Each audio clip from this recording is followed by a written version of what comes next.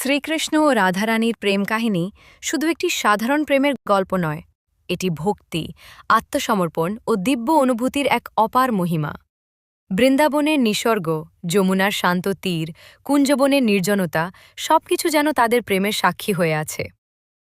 যখন কৃষ্ণ তার মধুর বাঁশির সুরে সমগ্র প্রকৃতিকে মোহিত করতেন, তখন রাধার হৃদয় সেই সুরে সম্পূর্ণভাবে বিলীন হয়ে যেত। সেই বাঁশির ডাক ছিল শুধুই রাধার জন্য, আর রাধার প্রতিটি শ্বাস প্রশ্বাসে ছিল কৃষ্ণের নাম।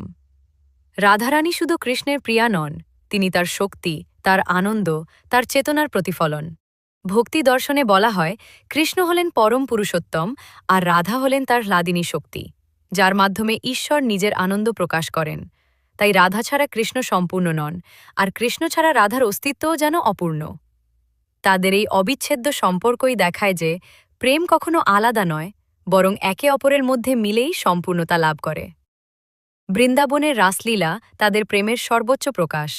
সেখানে কৃষ্ণ একসাথে বহু গোপীর সঙ্গে নৃত্য করলেও রাধার স্থান ছিল সবার ঊর্ধ্বে, কারণ রাধার প্রেমে ছিল সম্পূর্ণ আত্মনিবেদন, কোনো